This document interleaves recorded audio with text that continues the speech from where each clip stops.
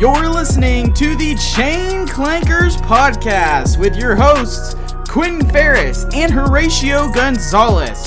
Follow us on Twitter and Instagram at Chain Clankers. Welcome everyone to the Chain Clankers podcast. I'm your host, Quentin Ferris, joined here as always with Horatio Gonzalez. We've got a fantastic episode for you guys lined up today. Horatio, why don't you tell the folk at home what we're planning on doing today? Yeah, so today we have something kind of different, kind of cool, I think, especially for all of us going into off-season. Everyone, for the most part, is upset about evenings being short, not being able to go play, and then kind of just saying, oh, I'm going to put my bag away in the closet and just wait until spring, basically. But for the other people that want to keep getting better and then want to come out of the spring season better than they were this season, this episode's kind of for you guys because we're that way. We want to get better. We want to improve our game. We want to do a lot better in tournaments next year than we did this year, actually get something out of it where we're competing to compete and not just to kind of do it just for fun. So we're going to talk about some of our goals that we have that we want to work on this off season, and not just saying, oh, we want to get better at putting or, oh, we want to throw farther. We've written down our goals, broken them down in a way that, you can measure them. They're attainable. They're realistic. I'm not going to write down a goal and say, I want to throw as far as Simon Lazat, by next season. I know what I can do and what my body can do, and I'm not going to do that by next season unless I start taking steroids or something. But hey, maybe that's what we got to do. Let's keep the sport clean. Yeah. So these are goals that, for me are attainable. I can track them. They're measurable. And that's just kind of a way that I've always done goals in my life. It's something you can track and you can look at every day and you can hold yourself accountable. And if you have a buddy, I know me and Quinn will be holding each other accountable. Every week we'll be like, hey, how's that going? Did you get your practice in this week? And if you have a buddy, do that the same with them. Someone you go and play with during the season, see what their goals are and hold them accountable. Practice with them. Make it a little bit funner. If you have a garage or if you have a basket somewhere in your basement, invite them over and just putt, for 30, 40 minutes. It's not the same like going to play, but it's still something. So that's kind of what we got in store for this episode today. And hopefully you guys can take something away from it. Maybe write down your own goals. Share your goals with us. Make a post on Instagram, what your goals are for this off season and share them with us. And we'll kind of see what everyone else is working on this season. But what do you have? What goals do you have for this offseason? Yeah, so definitely, we want to hear what your goals are. So definitely hit us up, Chain Clankers on Instagram. If you're on Twitter, do that. Something I'm working on behind the scenes right now. Maybe I'll have it posted by the time this episode goes up. But I think I'm going to make a disc golf Facebook group for our podcast, just where, those who listen or those who are into disc golf, we can all just kind of join, talk. Maybe we can all hold each other accountable on our goals there. So definitely interested in doing that. So if I haven't made it already by the next episode, I will. So definitely be on the lookout for that as well. But I do think that this is a really important episode because you can either be the same player you are for 20 years and never get better, or you can take those incremental steps to continue to get better and to continue to grow your game. And that's something that we want to help with this podcast, right? If you remember all the way back to the intro, we said, hey, look, this is where we're at right now. We want to continue to get better. We want to take you on this journey with us. We want to take you from maybe somebody who's playing in rec and finishing dead last to somebody who inevitably wins a rec tournament. Maybe they move up to intermediate. Maybe they move up to MPO, something like that. So we want to take you along with that journey with us and continue to get better. So starting with my first goal, my first one is to get healthy. If you listen to our episode with Disc Golf Strong, I mentioned that I was dealing with some hip pain. This has been something that has been persistent, something that I cannot get to go away right now, and it's very frustrating to have to deal with. And so I have to come to terms with the fact that I'm not healthy right now, and I need to take time to get healthy. I need to either go to physical therapy, I need to be working out, I need to be researching how I can get healthy right now, because when I throw, it'll be okay, and then all of a sudden on one drive, I'll feel the hip pain again. and it just will not go away for the rest of the day. And it's kind of like a sore, kind of tight. It's just pain. I can't get it to go away.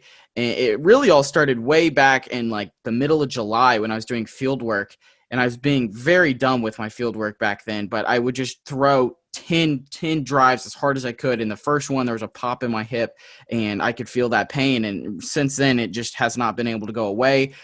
I've had it go away for a little bit, but it inevitably will always come back. So the first thing that I need to do is I need to get healthy. I need to work out a way to get my hip healthy. I think starting with just working out more, working more on my lower legs and just legs in general. So my first goal is to get in the gym at least twice a week and try to continue to work on that, do more stretches, work it out, ice it as much as I possibly can, maybe 3 times a week, 4 times a week, something like that, and getting that hip healthy, because that is inevitably what's going to lead to more explosion in the lower leg. I mean, think about it like baseball, guys. When you see, for example, Mike Trout, one of the best hitters in baseball, when he's hitting, you're using a ton of hip movement. And if your hip is hurting, like it literally hurts to rotate my hips. If a baseball player can't rotate their hips, their power goes away. Same thing in disc golf. If you can't rotate your hips and have explosion through your hips, you're not going to be able to get as much out of your throws. And yesterday I went back to a course that I played a tournament in. I think I shot a combined plus, I want to say 16 or 17 or something like that, between 2 rounds. And yesterday I shot -6. So obviously there's been that improvement, but I started to deal with that hip pain after hole 4, and I just couldn't get it to go away. And I literally just said, I don't care. I'm just going to deal with it. I haven't played in so long. I want to play. But inevitably it might be okay now, but it's going to lead to eventually hip pain, let's say when I'm 30 or something like that. And then what if I can only play until I'm 35 because it just hurts so bad, instead of being able to play until I'm 65, 85, whatever it is. So I need to take care of my hip now. I need to take care of my body. So my first goal is to ensure I'm doing that: icing, working out, stretching, doing research to find out what the hell is wrong with it, figure that out, and inevitably get healthy, be ready to attack this 2021 season and be able to perform and just be able to play without pain. That's definitely something that will be so much more enjoyable. Horatio, what do you got on deck for us? Awesome. So my first one is become confident in circle one. And so what that means for me is, obviously I'm not going to get to the point to where I'm 100% in circle one. You're going to have those that you miss. So my goal is to become 90% or better in circle one putting. And the way I'll be able to measure that is I'll use UDisc and just do the putting games in there and do the circle one putting. And I'm going to do that for 30 to 40 minutes, 3 times a week. If it's nice out, go out in my backyard, or maybe go out to the course and get out of here for a bit, since it's getting dark. I mean, I get off work at 4, get home 4:30 or so. It gets dark about 5:30 now. I can still make it to the park and not play around, but I can putt for 30, 40 minutes and at least be out there instead of just, being at home or in the basement locked up or something. So I'll be doing that. I'm actually going to because I'm going to be putting it in my basement, and it's not super loud, but I'm going to see if I can find like a foam piece or something to put in the middle of the pole of the basket. That way it just makes the putting a little bit quieter, so I'm not making a ton of noise and it's just not ridiculous. But yeah, I'll be able to put that in my basement. Luckily, I have that option so I can stay out of the cold. But if you have a garage or something, you can put in your garage.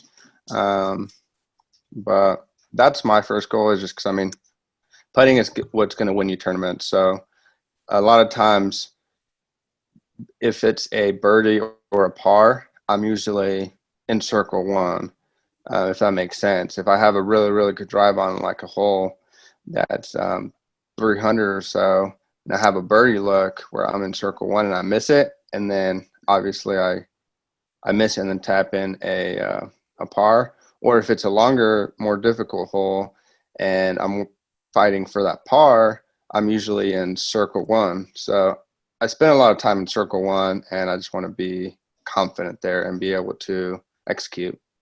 Yeah, I'm going to piggyback off of you, and my second goal is to get better at putting as well.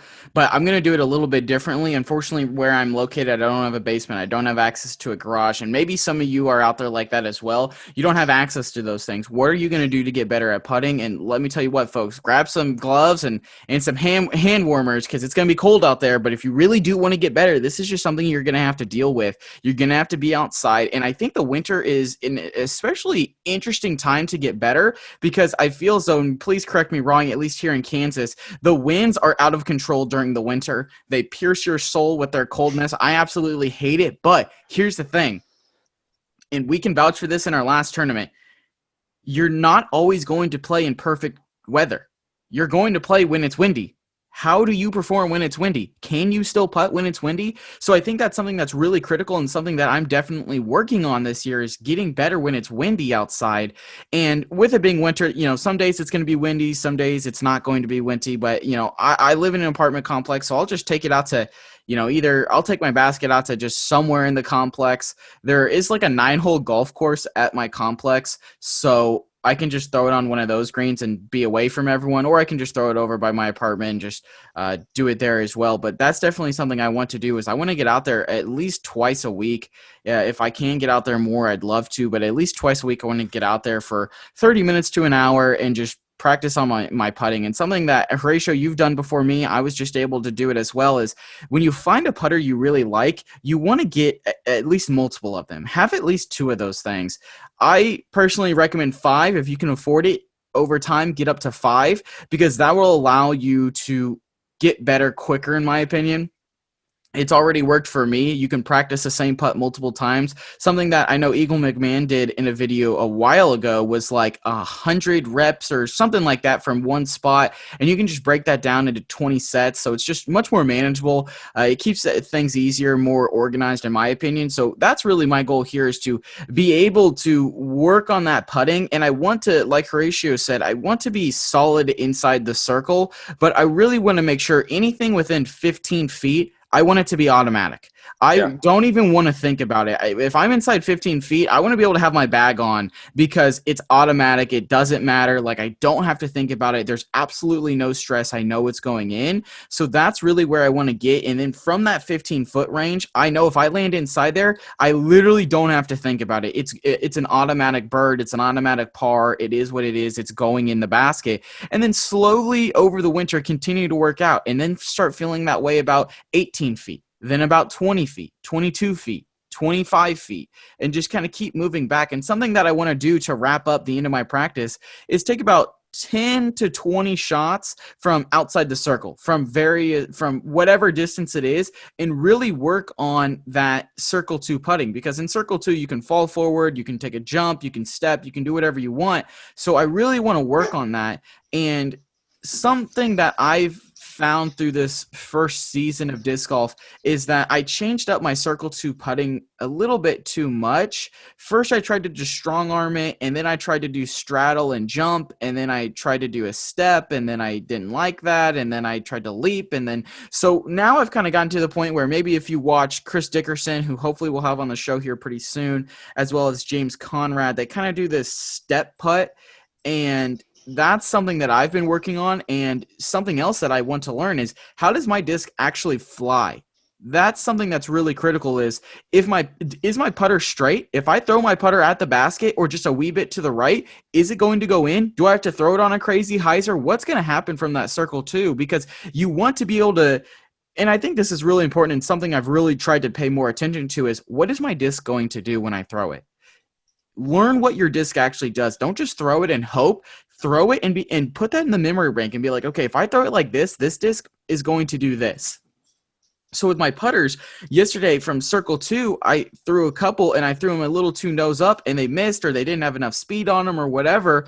If they did get there, they would just barely go over the chains. But then I decided I was going to throw more nose down, and it was stronger. It was faster. It hit the chains with authority. So that's something that you want to learn is, how do you actually throw the disc to get it in the basket, especially from circle 2. So I think taking about 10 to 20 of those shots, that's what, 2 to 4 different sets if you have 5 putters, working on that circle 2 accuracy, because like Horatio said, putting is really where you're going, especially at the lower divisions, Yeah. at rec, intermediate.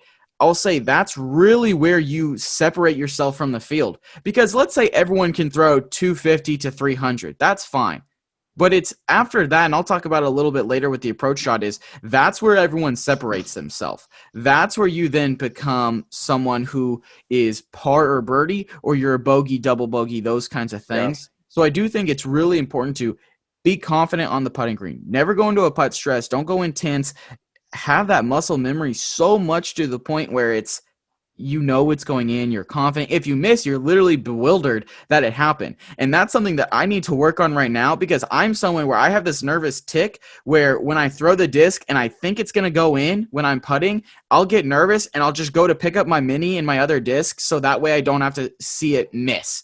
And I'll feel better about myself if it doesn't go in. But I need to work on holding that follow through the point that it hits the chains. I learned this by watching the USDGC coverage, listening to Philo Brathwaite commentate. You want to, he explained it, definitely watch it and he'll say it, but he almost explains it when you're putting as you want to like put your hand in the chains through your follow through. So that's Yeah. something that I need to work on along with this putting. It'll give me more confidence. I'll be able to find out how my disc flies, get it in the basket, because putting is what's going to separate your game. Even if you're not playing in tournaments, you're listening to the show, you love disc golf, you just want to play with your buddies, those kinds of things. Don't you want to beat your buddies? Let's beat your buddies. Let's get better. Let's put your hand in the basket. Let's work on our putting, because even if you're playing casually, a lot of your friends probably aren't going to do anything this offseason. You can separate yourself and you can get better this offseason. Putting is really going to be that, in my opinion, it's the number one thing outside of getting healthy that I want to get better at. That's one of my big time goals. Ratio, what do you got for your second one? My number 2 goal for this offseason is going to be to improve my sidearm. I want to be able to get it to be consistent at 300 foot and plus. I can throw it easily 150 to 200 now or so, and it comes in handy, but I want to be able to get it to 300 foot plus consistently, just for some shots that are, you can't really do a backhand, or sometimes if your backhand isn't feeling great, if you need to be able to throw a sidearm for some reason, I want to have that in my bag. I see some players struggle because they have no sidearm at all, and so I think having that, and it's not always going to be, if both your sidearm and your backhand are equally as good, you're just going to be an amazing player. But everyone's always going to have one that's better than the other. But I think you should at least try to have them be both consistently and not just stick to one. My backhand right now is pretty decent. Obviously, I'm not going to stop training that and working on my backhand, but my sidearm needs some work. And so what I'm going to do to get that better is I'm going to work on my form and my sidearm. I think a lot of people, they focus a lot on backhand form and trying to get the timing, because there's definitely more moving parts that goes into a backhand. And so people put a lot of effort and time to learning their form on backhand, but not so much in sidearm. They kind of know what you're supposed to do and just hope for the best. But if you don't get your form corrected on your sidearm, it's very easily to hurt your elbow. I know tons of people that don't throw correctly and throw sidearms all the time, and their elbows are always hurting. Or if they only throw sidearm because they never figured out their backhand, because it's more difficult to figure out all the timing and stuff, um, their elbow just doesn't last. And you want to be able to do it correctly. I know Eagle has some amazing tutorial videos. A couple other players have some good. Big Germ has a good tutorial video on sidearm. So I'm going to just do some recordings of myself to see what I'm doing wrong, what I can improve, and then just go out and throw 2 to 3 times a week at about 70%. I'm not really looking to burn my arm off throwing so much, but more of just getting that muscle memory. A lot of sidearm and backhand even is going to be muscle memory. And if I can go out and throw for an hour about 60, 70%, I'm going to be able to get through the practice and be consistent. If I go out there and I start throwing at 90, 100% in the first 10 minutes, the other 50 minutes of my practice are going to be trash. They're going to be worthless. So if I can go out there, throw 50 to 70% consistently, I'm going to allow my arm to learn that movement, learn that muscle memory, and then get better that way. And so, especially with it being getting darker sooner, I'll probably be doing that on the weekends, going out to play the courses in the mornings or something. And so, something I've started doing also is maybe I'll go play around by myself or with a buddy or something, and I'll try to throw sidearm only. Obviously, there's some holes where it's kind of useless or not really, can't really throw it, but I'll try to throw sidearm only. Just to put me in that mentality of, okay, this is the only shot I can do, and it forces me to actually throw it intentionally rather than just seeing how my sidearm is that day. So that's one thing I want to get better at, and I'll keep you guys updated. I can throw 300 now, but I've only done it a couple times, so I want to just be able to do it confidently. Yeah, What? I'm really glad that you mentioned the last part of only doing sidearm at a course, because I think that's one of those things that will also help people get better is when you force yourself during a round that, hey, this is all I'm throwing. Don't take it as a scoring round. Take it as Yeah, a round to get better in. Don't always score your rounds because you're not going to have fun near as much. You want to take some rounds to just get better, work on practicing, doing those kinds of things. And I'm really glad you mentioned that. And just to piggyback real quick before I get to my last one, I think that along with, like how I just said, learning how your putters fly, learn how your discs fly. That's so important is if you roll your wrist over, what does your disc do? Does it shoot to the left? Is it going to go left and do a little flex and come back to the right? What happens if you have too much angle on it? Figure those things out when you're throwing. And when you do that, you'll be able to, in a tournament, in a scoring round, with confidence, be able to pick out which disc you want to throw, and it'll just make your life so much easier. So definitely do that at home. Figure out how your discs fly. I even learned last night. I was like, I'm not able to hit this because I'm throwing too high, and then I was a little bit more athletic, and my backhand stance dropped a little bit lower, and I was able to just throw these discs on an absolute rope. So understand how your discs fly, understand how your form can change that. So definitely really, really like that. My final one for today's show is working on that approach shot. And when I'm talking about working on that approach shot, I'm talking like 200 feet and closer. I'm really trying to hone in on it, maybe even 100 feet and closer, but I want to eventually get it out to 200 feet. Maybe even starting with, yeah. Yeah, I think 100 feet is a good, 75 to 100 feet is a pretty good starting point because your likelihood of being able to step putt that in is not very high. Maybe that's your approach, is a nice layup, a step putter, your jump putter, whatever it is, from 75 feet out, and you just kind of nestle it near the basket.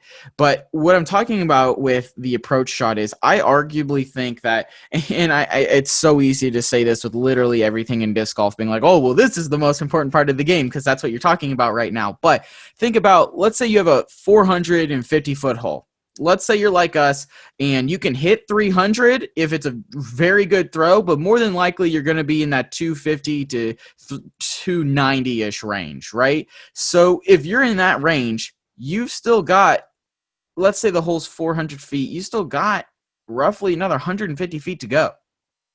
It's a par three. How are you going to get there? Right? Your approach shot is incredibly, incredibly important. Even if, let's say, it's a 300-foot hole and you throw it 275, 300 even. What you do next is going to be so critical. So that approach shot is something I really want to work on. I want to work on the backhand. I want to work on the forehand because sometimes there's going to be a tree in the way or the line's not good. You're not going to be able to throw the backhand every time.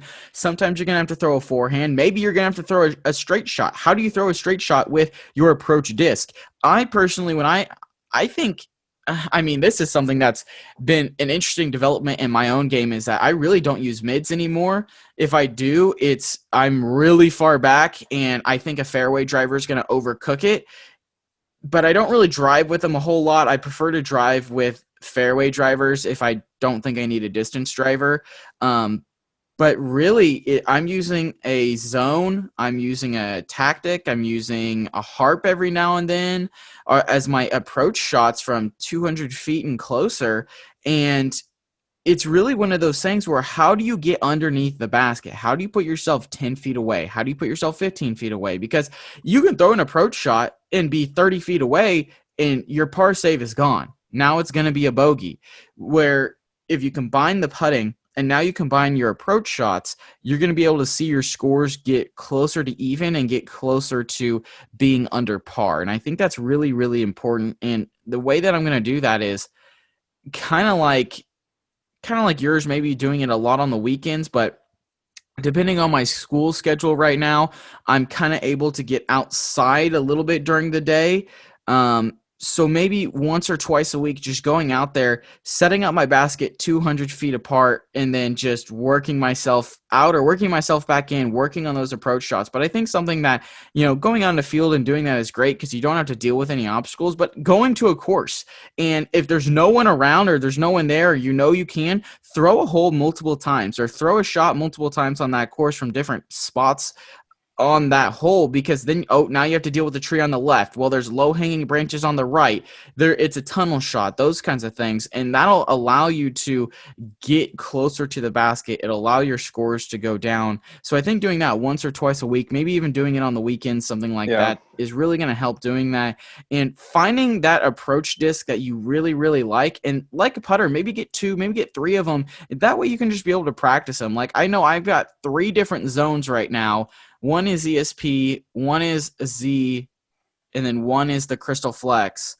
I broke down and inevitably bought one of those Brody Smith zones, the stock version. It's a nice disc, okay? It's actually not that bad. It's definitely the most overstable zone I have, but that's something I have to learn. And I know if it's overstable, trust the disc hanging out right, know it's going to come back. Because here's the thing.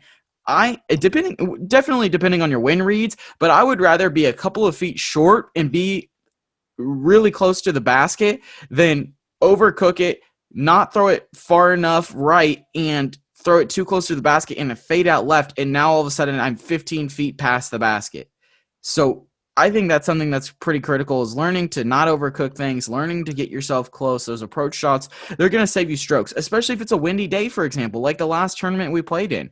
If my approach shots would have been closer to the basket, my putts would have been 5-10 feet away, and they would have been stress-free putts. Instead, they were 15, 20, 25 feet away, and now in the wind, that's almost, with 30 mile per hour winds where my putting game is, I'm probably not going to make that consistently.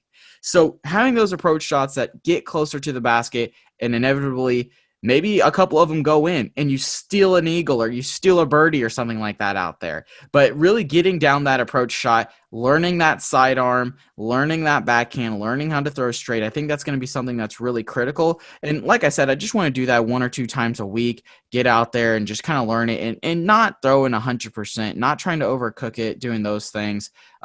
Maybe this is something that I've kind of had to deal with, maybe going from, taking a X step when I do it to being able to stand still, lean back, and just pull through, and it doing what I want. Because definitely when I'm that close, and this is something that's been wrong with my form in the past, is I've been someone who looks at the target when they're throwing.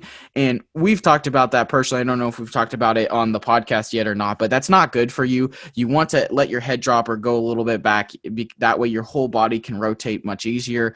I've definitely seen my drives be better doing that. So now it's one of those things where I have to do that during my approach shot. I have to trust the disc. And another thing that I've been harping on this whole episode is learn how your discs fly. If you learn how your discs fly, I mean, this goes literally all the way back to when Logan Harpool told us about this. Learn how your discs fly, and your game's going to get better because you can trust your disc to do things. Yeah. I think that's really important, and I really think that getting that approach shot down is going to be very critical for my game moving forward. Horatio, what do you got for your last goal? Yeah, just before I go to my last one, I was going to say, and luckily for you, you have that course near your house. Baby Tuttle is what we call it. And you guys might have a course like that near where you live. And you might go out and play it for fun because it's a nice short. A lot of the holes it's a 9-hole, and most of them are about 150 to 210, 220. I want to say Yeah, I think the shortest one is a 153, and then the longest one is like 222-ish or something like that. I think a majority of them are more in the range of like 170 to about 200. Right. And so when you go and play that, it's fun because you go out and play kind of like an ace run kind of course. Yes, And that's that is fun. exactly what I've been doing the last month, and I get frustrated because I get so close and then they don't go in. But yes, I agree. And when you play like that, you're tending to be more aggressive. You're tending to go for the ace or bust. And like, oh, what if I get the ace, that's awesome. But if I miss, who cares? I'll just Yeah. pull the birdie or pull the par. But I think that's awesome that you have that course and you want to work on your approach shots because you go out there and mentally, instead of playing it as an ace run course, you play it as an approach shot. Yep. You say, okay, the tee pad is where I landed for my drive. Now I need to play for par. I can't really ace it. I mean, there's no point in trying to ace it if you're in a tournament and you're 200 feet away. I Yep. mean, that's crazy. Not even Completely agree. pros are going to do that. So you're at tee pad. You're like, okay, this is where my disc landed. I need to put it under.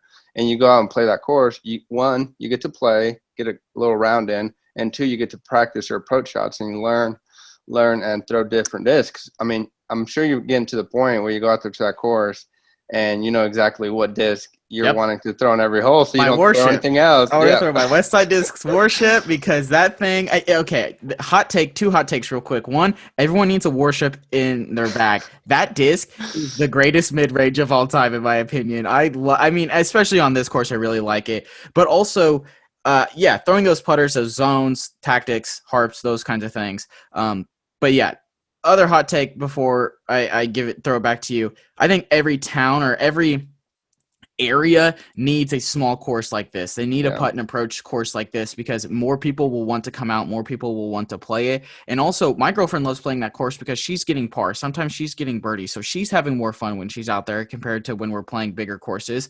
So yeah, I really like it course, and I'm really glad you said that. I should have mentioned that when I was talking, but yeah, that's an incredible course. Go find a course like that near you if you have one, and really work on those approach shots from there. Thankfully, this one, annoyingly, but thankfully I don't have concrete tee pads. It's just kind of a dirt tee pad, so it's like actually throwing in the yeah. field instead of throwing off a regular tee pad. So yeah, that's a really good call out. Cool.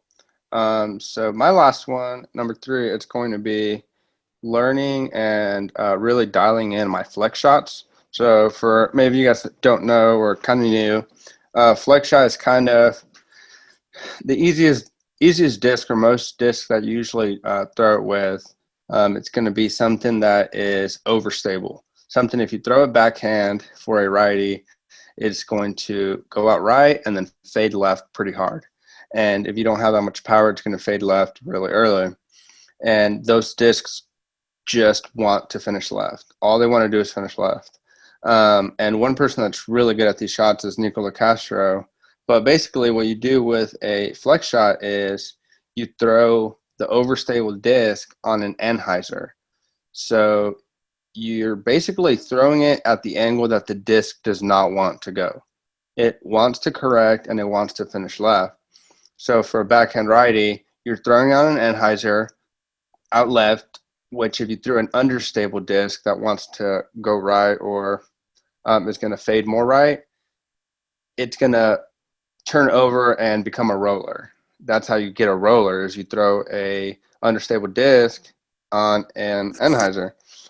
So a flex shot, you throw a overstable disc on an anhyzer and it has the disc go out left. And this is one way to get more distance on overstable discs, but then it'll fade back right and then it'll finish left.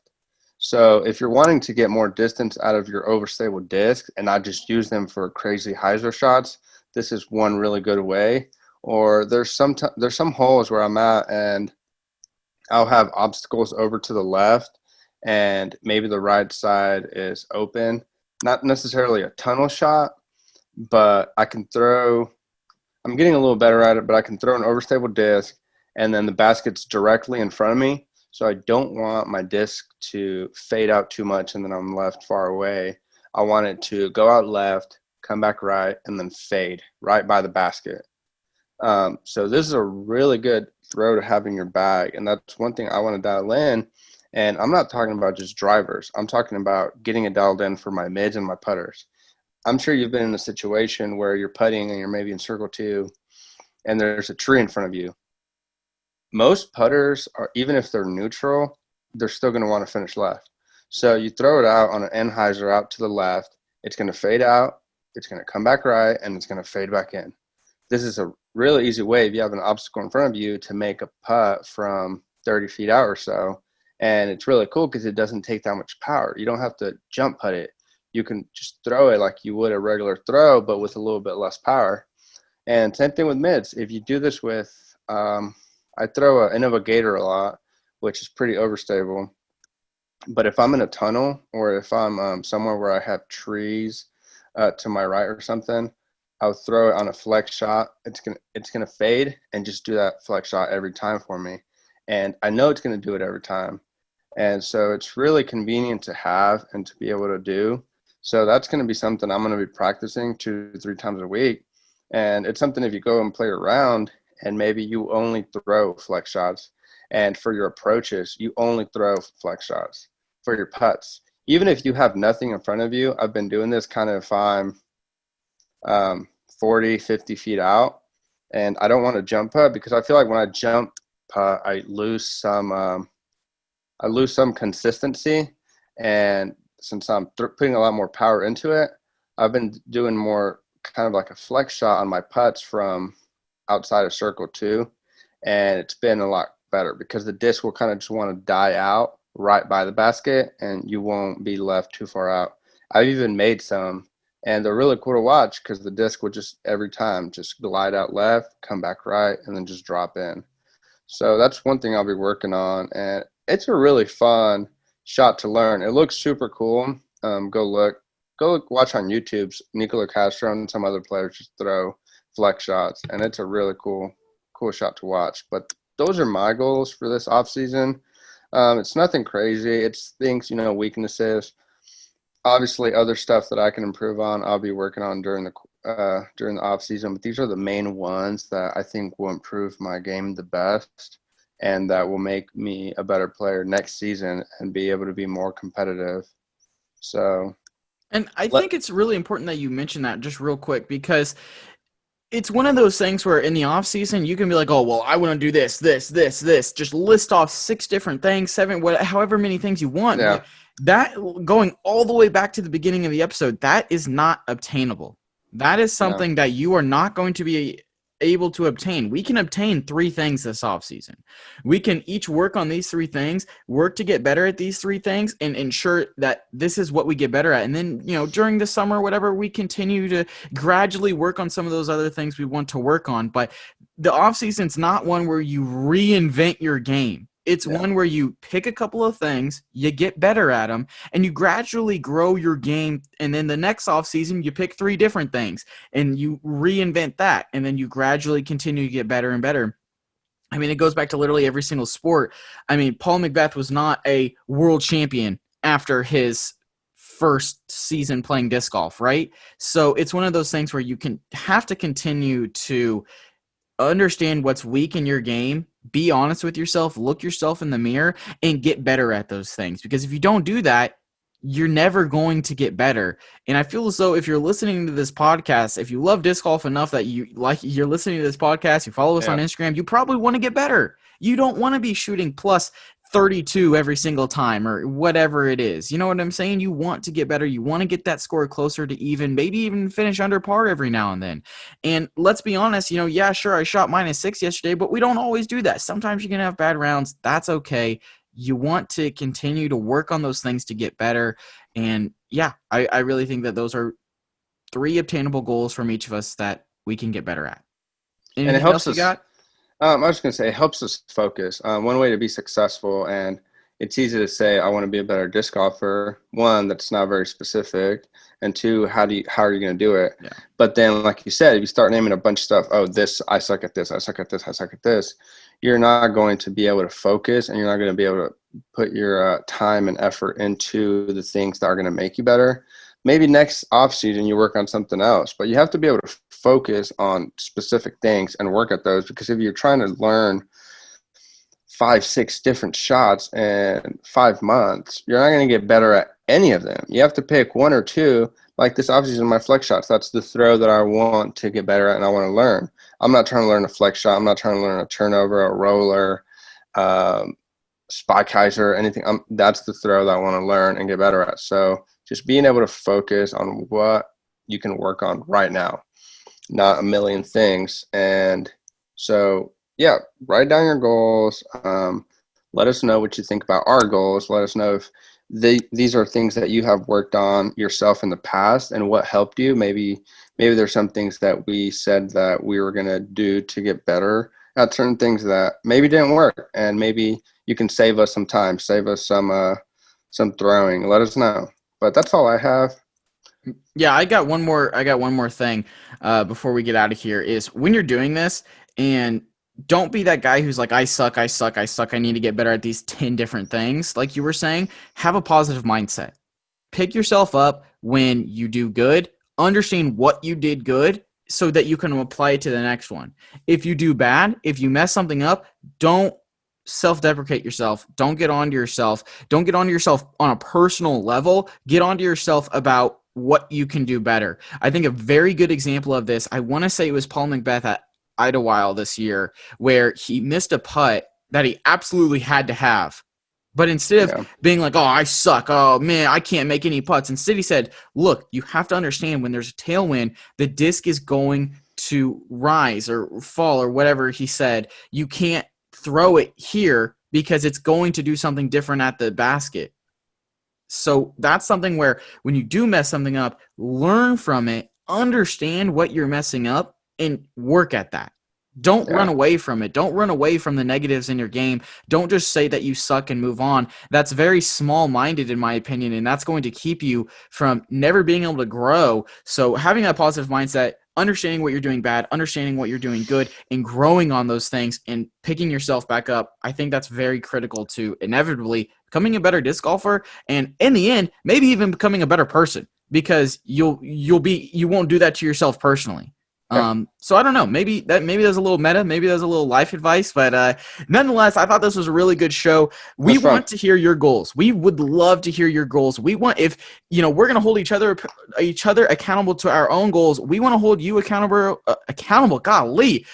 to your goals. So we want you to send us in your goals on Instagram. If you're watching on YouTube, comment down below what your goals are for this off season. We want to know. Let us know. Our DMs are literally always open. If you're someone who's DM'd us before, I want to say 99 out of 100 times we've responded.